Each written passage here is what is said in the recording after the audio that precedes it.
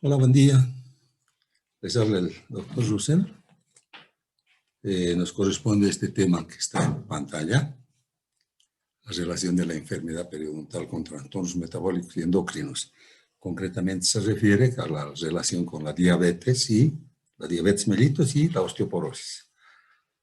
Mientras estén haciendo ingresos sus compañeros, pues les indicaré que cuando se concluya el tiempo que nos da el Zoom, inmediatamente pueden volver a entrar con el mismo enlace. Y ahí continuaremos hasta acabar el tema. Entonces, como siempre, empezamos diciendo de que podríamos irnos concretamente ya a lo que es la diabetes mellitus.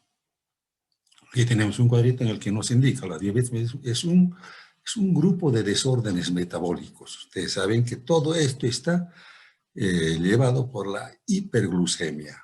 O sea que esta hiperglucemia que se hace crónica, entonces ocasiona los disturbios metabólicos, principalmente de los carbohidratos, de las grasas y las proteínas. Esto debido a dos causas: la deficiencia de la secreción de insulina. En este caso, principalmente la causa es para la diabetes mellitus tipo 1, la deficiencia de secreción. Y en el segundo caso, la reducción de la acción de esta insulina, o sea que la insulina que es secretada por el organismo, por el páncreas, esta insulina es resistida principalmente en algunos tejidos, en el hígado, músculos, etcétera, como en el caso nuestro, también en la zona del tejido periodontal. Y en muchos casos está también conjuncionada ambas situaciones: la deficiencia de secreción y finalmente la resistencia que produce el organismo. La hiperglucemia es una consecuencia, como ustedes están viendo ahí, de la ausencia de secreción de insulina. La insulina que es secretada por el páncreas, los islotes del páncreas, los islotes llamados de Langerhans, son las que secretan la insulina que va a trabajar principalmente sobre el metabolismo de la glucemia, perdón. Entonces, cuando esto no existe, se acumula este azúcar en el torrente circulatorio principalmente, y las células beta del páncreas son las que no actúan, las que están anuladas prácticamente. Aquí se habla de la apoptosis, podríamos decir. La apoptosis, ustedes saben que es la eliminación automática de algunas células para evitar su crecimiento, desarrollo, etc. Entonces, esto es lo que se produce en el páncreas. Estas células son anuladas, eliminadas y, consecuentemente, no ayudan a la secreción de la insulina. Entonces, en este caso, en el hígado y la musculatura, como les decía, estos músculos también, estos tejidos, perdón, ocasionan la resistencia, y si no, la combinación de ambas, les reitero acá, que es lo que ocasiona esta alteración sistémica. Esta tríada de la diabetes, ustedes la conocen, la polidipsia. La polidipsia, la poliuria y la polifagia. La polidipsia, ustedes saben, es una ser incontenida del paciente que adolece de esta enfermedad. Entonces, el paciente requiere de líquido, ansía de líquido. ¿Y esto a qué le lleva? A la poliuria, lógicamente. El líquido con el contenido ya en el organismo en exceso necesita la micción para eliminarlo. Por eso se indica la poliuria. Y finalmente la polifagia es otra alteración de esta tríada que hace que el paciente tenga necesidad imperiosa de ingerir alimentos. Esas son la tríada que componentes de la diabetes. Los tipos de diabetes, acá estamos indicando en realidad 3 tipos. En realidad son 2 tipos, pero aquí se agrega la diabetes mellitus gestacional. ¿Cómo es? Se la describe. La diabetes mellitus tipo 1 es una destrucción autoinmune, lo que les decía, la apoptosis de las células beta pancreáticas productoras de la insulina. Entonces, es esa la que causa la diabetes 1. Su prevalencia, felizmente, no es tanta, entre un 5 a 10% de todas las diabetes, haciendo relación en todas las diabetes. Luego, el tratamiento, lamentablemente, es la necesidad de administrar la insulina para sobrevivir diariamente. Se tiene que administrar esta insulina para que el paciente pueda sobrevivir. O sea que esto prácticamente se lo detecta a edad temprana. Es la más grave. La diabetes mellitus tipo 2 no se produce suficiente insulina. Entonces, lo que les decía, las células del organismo son resistentes a su acción. El organismo está secretando normalmente la insulina, puede haber también disminución de la secreción, pero el organismo hace que haya resistencia en algunos tejidos, como hemos indicado, el hígado, etcétera, ¿no? Esto lamentablemente es de una prevalencia bastante alta. Ustedes están viendo, de todas las diabetes, un 85 a 90% padece de esta diabetes tipo 2.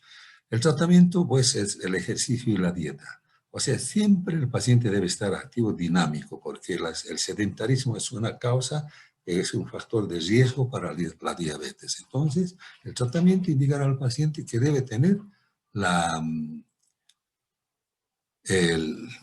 su actividad física común constante.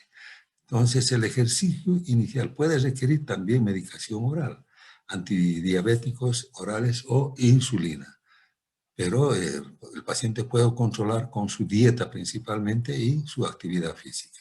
Luego, la diabetes mellitus gestacional es una agregación, en realidad, esta es el incremento de hormonas en la placenta que bloquean la acción de la insulina. Suele desaparecer tras el parto, o sea, sería una simplemente periódica, ¿no? Una presentación, un momento especial.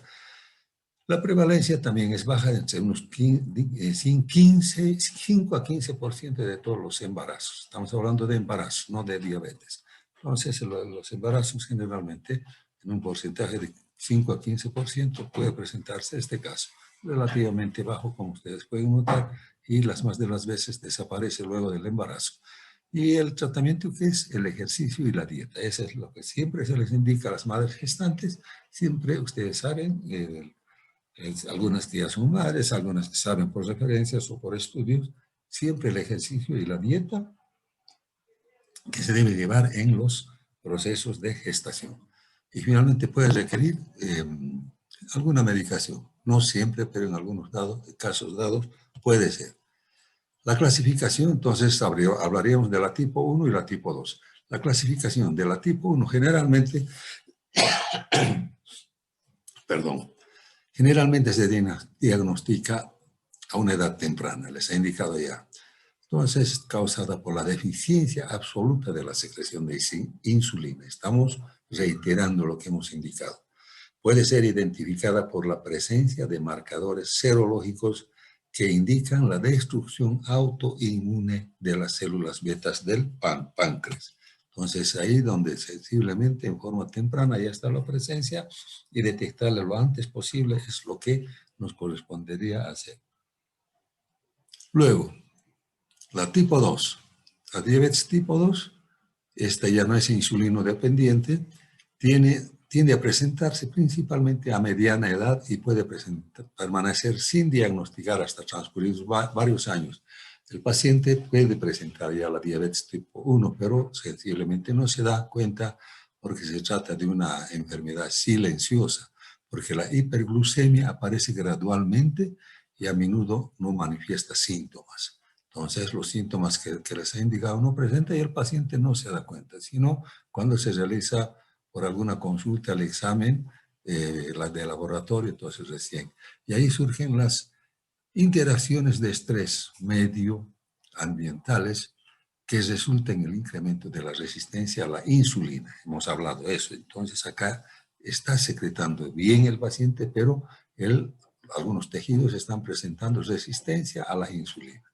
Estos pacientes también manifiestan alteraciones de la producción de insulina, pero conservan cierta capacidad para producirla. O sea que están produciendo todavía insulina, pero existe cierta resistencia, reitero, por algunos tejidos, particularmente por el hígado, debido a que no se observa destrucción autoinmunitaria de las células beta. Aquí podemos ver los conceptos, de la diabetes, resistencia y la resistencia a las fracturas. Tanto la diabetes tipo 1 como la tipo 2 aumentan siempre el riesgo de las fracturas. Estamos hablando de los huesos en general. La diabetes afecta la regeneración ósea. En el caso de nosotros, de la periodontitis, donde tenemos defectos óseos que se presentan a raíz de ella, esto es ya difícil de la regeneración. Tenemos que hacer control previo con el interconsulta, lógicamente, con el respectivo endocrinólogo para que trate esto y podamos tratar nosotros también ya recién para una regeneración ósea. Los diabéticos tipo 1 cursan la densidad mineral ósea en estos es bastante significativa. Como ustedes saben, desde un principio, desde edad muy temprana, estos pacientes adolescentes, entonces su densidad mineral ósea es bastante significativa. Pero esto no ocurre en los diabéticos tipo 2. Como ustedes saben, estos son detectados en edad más tardía, ¿no? Unos 30, 40 años, tal vez 50. Entonces, la densidad mineral de los tejidos óseos es normal. Pero también estos pacientes son propensos a las fracturas de estos tejidos óseos. Hoy se conoce que una glicación inadecuada afecta la producción de colágeno, y esto afecta tanto al hueso cortical como el trabecular. Entonces, nosotros estamos viendo que en el comercio mismo están haciendo promociones para las famosas, el colágeno que viene para su aplicación oral. Ayuda en algo, sí, pero ustedes saben, el gran porcentaje es eliminado. Entonces, actualmente está en conocimiento de esto, que la glicolización inadecuada produce esta disminución de la densidad mineral ósea y lo que hace que se aumente lógicamente la susceptibilidad a las fracturas. Aquí tenemos un cuadrito donde ustedes pueden ver esos famosos ajes. También hay la diabetes y la enfermedad periodontal. La diabetes siempre va a dar lugar a que se produzca mayor formación de las citoquinas, principalmente, como está indicando acá, las citoquinas del factor de necrosis tumoral A y la interleuquina 1. Estas son las que más se presentan en el organismo cuando está ya presente la diabetes. En este caso estaríamos hablando de la diabetes tipo 2. ¿Qué son los ajes? Son compuestos derivados de la glicosilación de proteínas y lípidos, pero de forma no, eso tienen que tomar en cuenta, no enzimática. Esta glicolización de estas proteínas y lípidos es de forma no enzimática y de carácter irreversible. Lamentablemente, estos ajes ya no se pueden revertir. Entonces, se acumulan estos principalmente en el plasma donde tenemos en mayor proporción en nuestro organismo, en la sangre, y también en los vasos sanguíneos. Ustedes saben que cuando hay diabetes hay unas zonas, en los síntomas vemos situaciones que de cambio de color absoluto, un color ya cianótico, y es por eso porque estas paredes de los vasos sanguíneos están más disminuidos, la luz del vaso, como están viendo acá. Están viendo este vaso, aquí este vaso que tiene esta luz se va disminuyendo, se va haciendo más angosto, más delgado, el diámetro mucho más pequeño, consecuentemente el flujo sanguíneo también ha de ser menor. Y como vamos a ver también, los elementos figurados de la sangre también son afectados. Entonces habría una irrigación irregular en la zona en cuestión. Causan expansión de la matriz, o sea, la matriz extracelular, como está llena, contenida de estos ajes, se extiende, se amplía, y esto que hace que haya compresión en los capilares y finalmente endurecimiento y engrosamiento de las paredes de los vasos sanguíneos. Por eso, al engrosarse las paredes, la luz del vaso disminuye y, lógicamente, la consecuencia es el menor flujo sanguíneo. Aquí tenemos una relación con la diabetes mellitus. Estamos hablando de la enfermedad periodontal. Las infecciones bacterianas de la enfermedad periodontal. Ustedes saben que la enfermedad periodontal acosa de un sinnúmero de especies bacterianas. Entonces, hay esa infección bacteriana la que estimula mayor secreción de las citoquinas.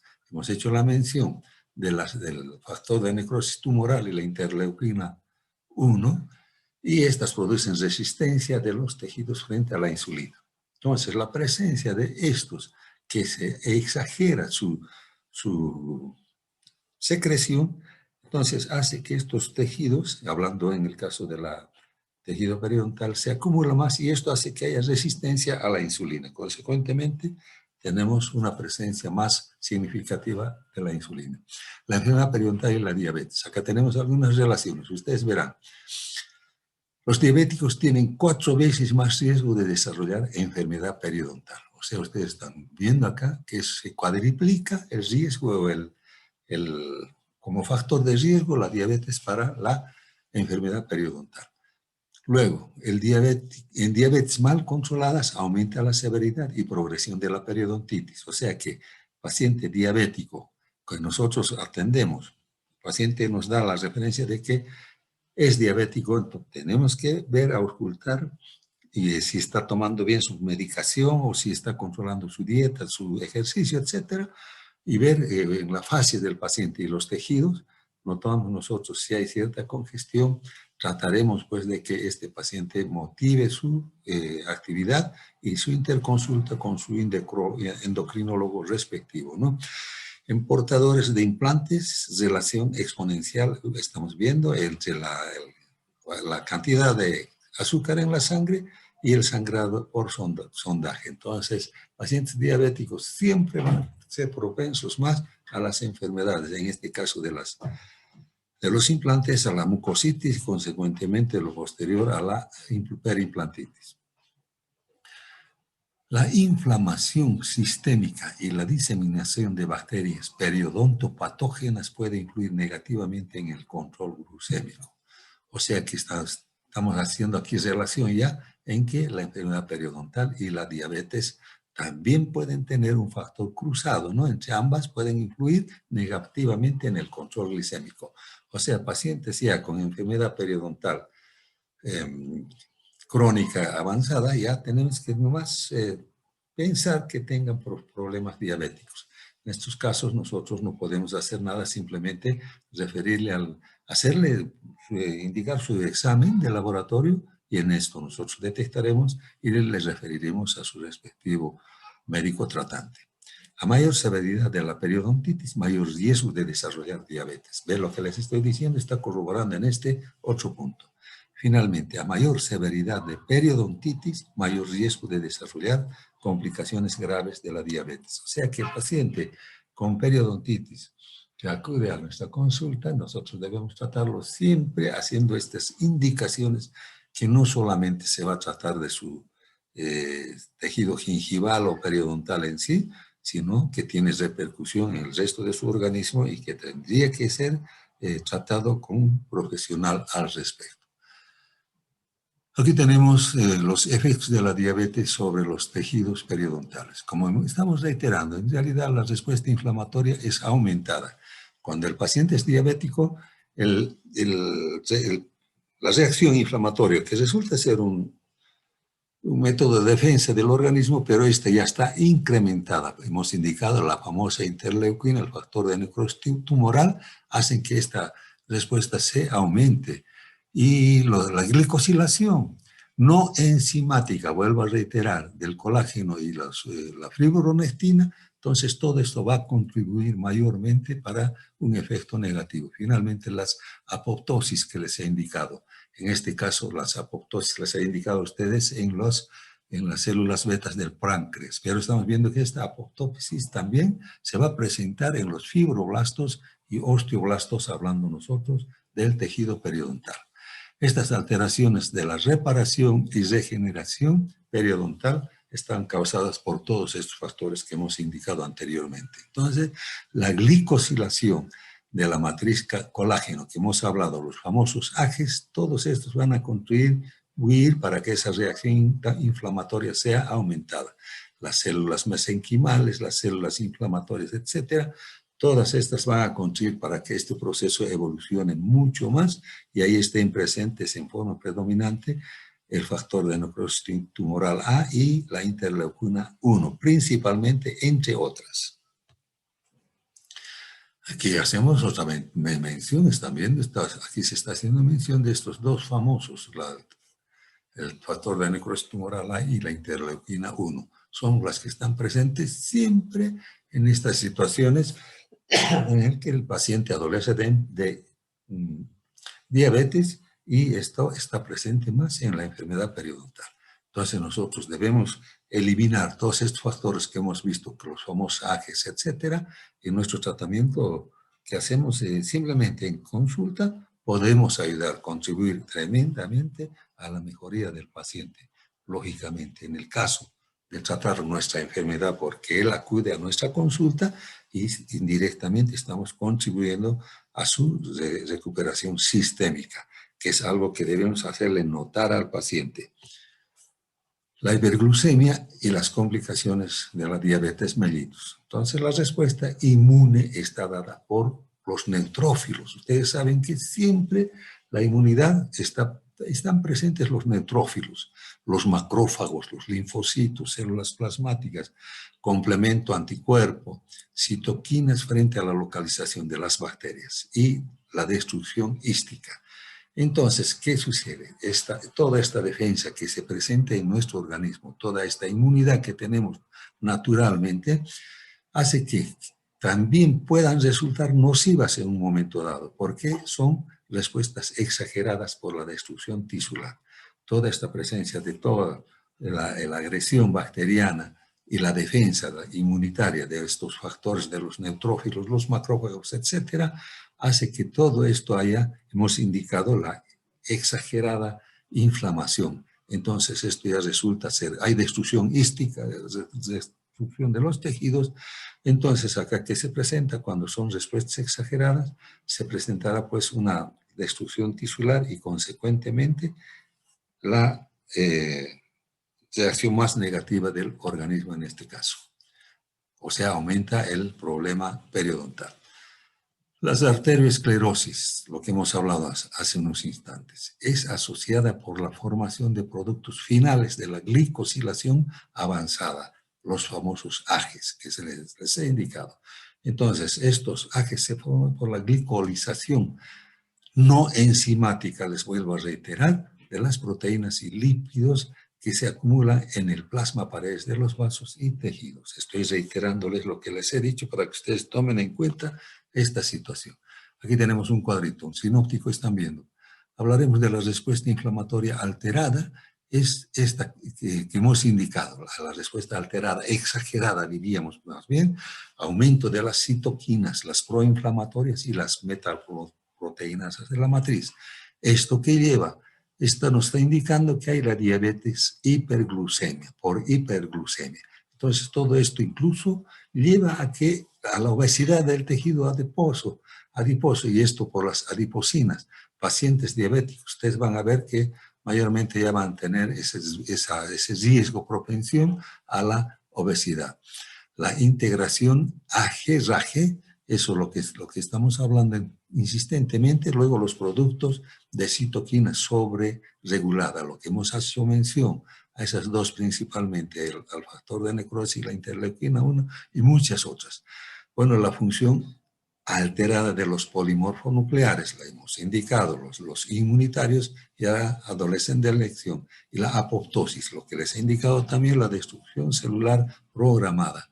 Entonces, a esto se agregaría pacientes adictos al tabaco, lógicamente van a empeorar el cuadro patológico.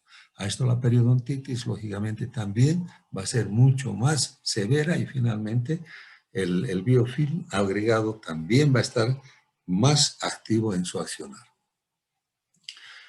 La relación bidireccional entre la enfermedad periodontal y la diabetes mellitus. La interrelación de bacterias periodontopatógenas y sus productos. Estamos hablando de la agresión bacteriana y sus productos de estas bacterias frente a las células inmunocompetentes y fibroblastos, que provocan activación y secreción local de mediadores inflamatorios catabólicos y resistentes de los tejidos frente a la insulina. Y la insulina es por la hiperglucemia, ustedes saben, y la acumulación de estos AGEs. O sea que esa es la relación bidireccional. Estamos hablando de las bacterias con los factores inmunitarios y la reacción de la insulina de la diabetes. Esa sería la relación entre la bidireccional entre ambas enfermedades, entre la enfermedad periodontal y la diabetes mellitus. La relación entre la diabetes y la enfermedad periodontal es bidireccional. Entonces, estamos reiterando, la diabetes fomenta el incremento de la prevalencia. O sea, que hace que, hemos indicado ya, que pacientes con diabetes van a tener más prevalencia, severidad y progresión de la periodontitis. Por eso es que estos pacientes diabéticos deben ser tratados en una programación periodontal mucho más estrecha, tenerlos más frecuentemente en controles. Estos factores han hecho sus respectivos estudios, análisis, etcétera. Laya y colaboradores en un estudio de casos y controles describen los hallazgos periodontales en niños. Estaríamos hablando de la diabetes tipo 1, niños de 6 a 18 años demostrando una prevalencia aproximadamente 4 veces mayor de pérdida de inserción en los dientes de los niños con diabetes. Sensiblemente ustedes están viendo. Estos pacientes de tipo 1, pues los que tienen son los los insulinodependientes, tienen nomás que ser tratados en forma periódica mucho más estrecha para poder atender sus enfermedades periodontales y también las enfermedades sistémicas. La función de los leucocitos polimorfonucleares. Ya les he indicado algo. Estos polimorfonucleares en los pacientes diabéticos se ha observado que la función de los polimorfonucleares está totalmente disminuida. Estos polimorfonucleares, los inmunitarios que sabemos de la defensa de nuestro organismo, esta alteración de su función afecta a la quimiotaxis. Ustedes saben que los polimorfonucleares se desplazan hacia donde se presenta la agresión, por decir, una bacteria es detectada por un polimorfo nuclear, inmediatamente este se desplaza a atacar a ese agresor. Entonces, mediante la quimiotaxis y la adherencia. La adherencia tiene el polimorfo nuclear tiene esta facultad de la adherencia para luego fagocitar a su agresor. De esta manera, todos estos factores están alterados a la respuesta del huésped frente a la infección. Entonces, como estos polimorfos nucleares estarían prácticamente anulados. Este autor, el Manoj Paul, observaron que los diabéticos con periodontitis severa presentan una menor quimiotaxis de los polimorfos nucleares. Estamos entonces reiterando y repitiendo lo que estamos indicando en los dos anteriores incisos. En comparación con diabéticos con periodontitis leve o sujetos no diabéticos con periodontitis leve o severa. Entonces pueden ver ustedes, una de las principales agresiones del diabético son los polimorfos nucleares para anular la acción defensiva que tienen estos. Me indica acá que tenemos los 10 minutos. Les reitero, cuando concluya nuestro tiempo del Zoom, ingresan inmediatamente con el mismo enlace, por favor. Se ha demostrado que las personas con diabetes tienen un mayor riesgo de infecciones. Estamos reiterando acá. Siempre estos pacientes son más propensos a infecciones, no solo en la cavidad oral, sino en todo el sistema del organismo. Los estudios han demostrado que la enfermedad periodontal es una de las complicaciones más prevalentes en los diabéticos. O sea que pacientes diabéticos, al margen de ser propenso a las infecciones, más que todo, esta afecta al tejido periodontal. Entonces, todos los pacientes diabéticos van a adolecer más susceptibilidad de adolecer, a las enfermedades periodontales. ¿Por qué afecta la diabetes a las enfermedades periodontales? La diabetes provoca una respuesta inflamatoria exacerbada. Les he indicado hace rato. Exacerbada, exagera la reacción inflamatoria frente a las bacterias patógenas presentes en la encía y también altera la capacidad de resolución de inflamación. se ha indicado eso también. Esta inflamación no puede resolverse, más bien se agrava y la capacidad de reparación posterior. Entonces, esta inflamación va en crecimiento. En vez de ir decreciendo, va aumentando y lo que acelera la destrucción de los tejidos de soporte periodontales. Es por eso que inmediatamente debemos tratar a estos pacientes con el tratamiento respectivo para evitar esta exacerbación de la inflamación persistente por problemas de la diabetes. Aquí hablamos de los patogénesis de la periodontitis en pacientes diabéticos. La patogénesis, perdón. La diabetes mellitus es un grupo heterogéneo de desórdenes con diferentes causas, pero todos ellos están caracterizados por la hiperglucemia. Eso sabemos por demás. La hiperglucemia es la causante de la diabetes. Una deficiencia relativa o absoluta de insulina o resistencia frente a la misma y la tendencia de desarrollar ciertas complicaciones a largo plazo. Estamos aquí resumiendo prácticamente todo lo que hemos hablado anteriormente.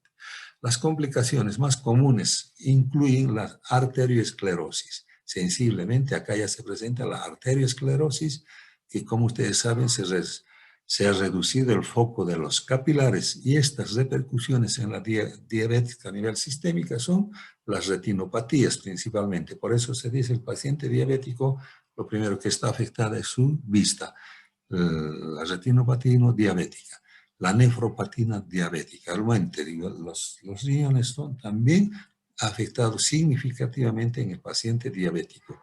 Y finalmente la neuropatía diabética. Estamos viendo nosotros pacientes con diabetes siempre van a tener cierta alteración neurológica en su trato, en su sistema, que nosotros lo detectamos inmediatamente.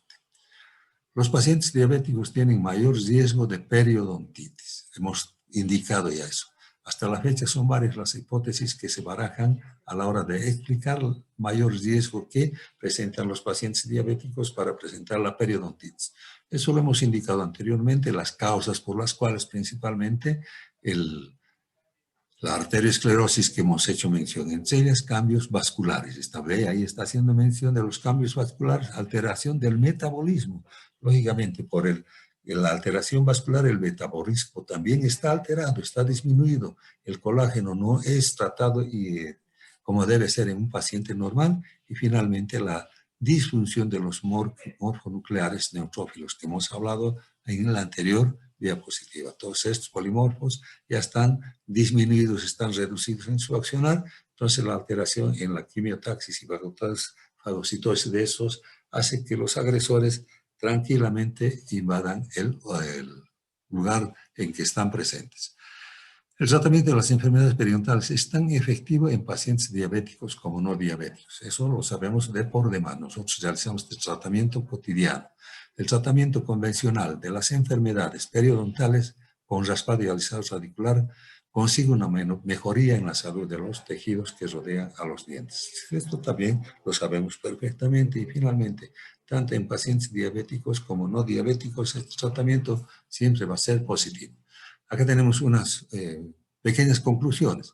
La identificación de pacientes con enfermedad periodontal avanzada puede ser un elemento clínico relevante para sospechar de una diabetes no diagnosticada. Entonces, cuando la consulta acude a nosotros, vemos un paciente con diabetes o periodontitis avanzada, debemos sospechar que este paciente es víctima de la diabetes. Al hacer ese tratamiento, al paciente debemos indicarle que debe nomás hacerse un examen de laboratorio para nosotros confirmar nuestro diagnóstico presuntivo y en los resultados veremos si es nomás positivo, debemos referirle a un médico respectivo para que él se encargue de su tratamiento sistémico.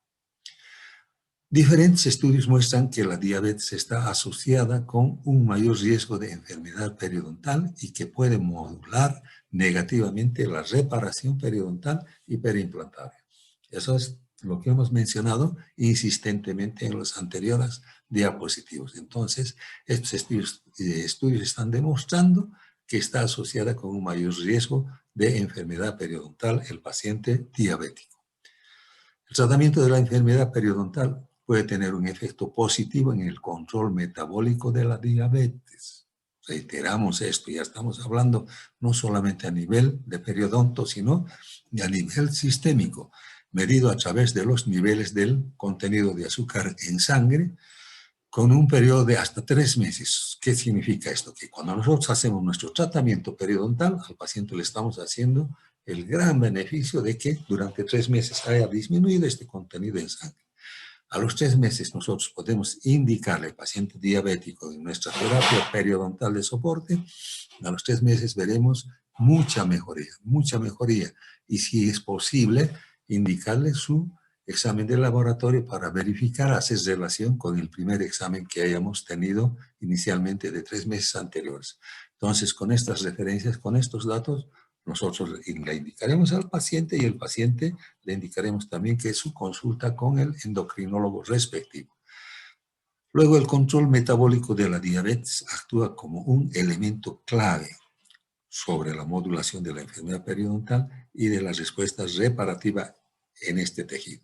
O sea que nosotros, después de los 3 meses que hemos tratado nuevamente su tratamiento periodontal, lo remitimos a su paciente, a su médico tratante, al paciente, y este paciente con su tratamiento seguramente ya van a hacernos una mejoría completa de nuestro tratamiento periodontal.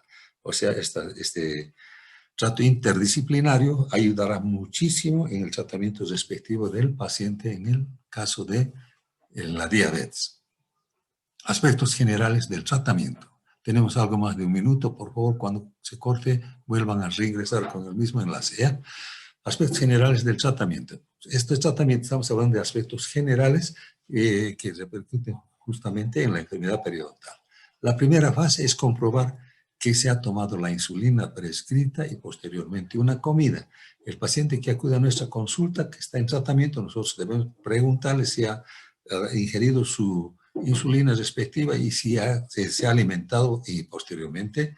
Luego, para la segunda fase, ¿qué se realiza? Se realizan los procedimientos no quirúrgicos o quirúrgicos, según se dé el diagnóstico. Según el caso, nosotros ya podemos con confianza de que el paciente nos ha cumplido la primera fase, en la segunda podemos proceder ya para el quirúrgico o no quirúrgico, y los cuales deben ser lo más atraumáticos posibles. Debemos tratar de evitar el traumatismo en estos pacientes y en intervalos de tiempo relativamente cortos. Cuando estamos en clínica tenemos unos 15 minutos, que no habría problema, pero ya cuando estamos en un quirúrgico tiene que ser menos de 2 horas. El paciente tratar de despacharle lo más rápido y lo más atraumático posible. Entonces, menos de 2 horas estaríamos tranquilos con el paciente para que luego él continúe con su tratamiento.